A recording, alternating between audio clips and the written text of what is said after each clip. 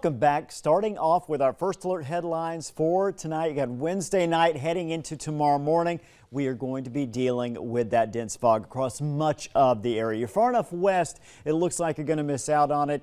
But again, once you head toward the Red River Valley and you go east, that's where we're going to find that fog. Sunny for the end of the week, meaning Friday specifically is going to be a very nice day. And as we look toward New Year's weekend and New Year's Day, which is Monday, we are going to be dry. And that's really great news considering all the ice, the rain, the snow that we got, and of course now that is funneling into the rivers. We've got those flood warnings, which we'll talk about, so it'll be good to get a break there for sure. Let's take a look at what's going on with those current numbers right now. In Fargo, 34 degrees with the north wind at 6. It feels like 29. Moorhead, we're at 32 degrees right now. Grand Forks got a temperature of 30. Feels like 25 with that light northwest wind. Again, visibility very poor right now in both Fargo and Grand Forks. We'll look at our visibility in terms of in miles here.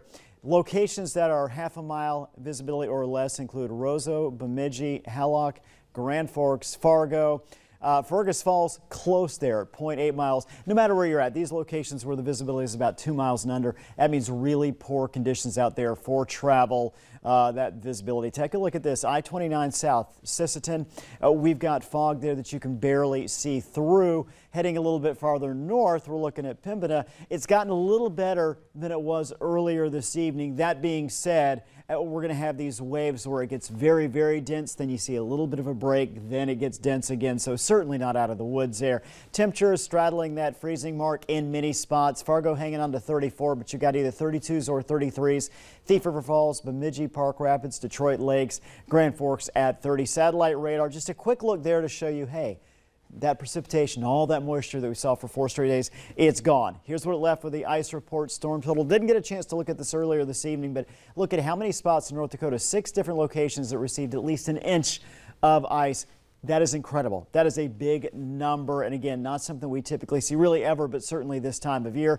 Valley City, 9/10 of an inch. We got, again, Jamestown, 3/4, Carrington 3/4. You get the idea here. Everybody got a lot of ice. Minor flooding expected. Red River at Fargo, also at Wahpeton. For Fargo, expected to crest 21 feet on Sunday. For Wahpeton, 11 feet on Thursday. Wild Rice River, 20 feet near Abercrombie. That is for Friday. That's when we're going to peak out. First alert forecast. Here's what we've got for you. Tomorrow, fog for a good portion of the morning. Again, eventually, I do think we'll get some sunshine out there. It's going to take some time, though. So many areas still stuck in that fog, especially in those valley locations. 35 Fargo tomorrow, 30 Grand Forks, 35 in Wahpeton. Here's your 11-day planner shaping up like this. I think Friday we finally get to a good, clean, sunny day, 36. More clouds for the weekend, Saturday, Sunday, highs in the mid-20s. Then Monday, New Year's Day, actually looks like it's going to be very sunny as well with a high of 28. Dry. No big weather systems heading our way for the next 11 days, at least that we can see. And that is good news because we just need the break. Those temperatures are cooler than we've seen a lot lately, but they're seasonable for what we'd expect this time of year.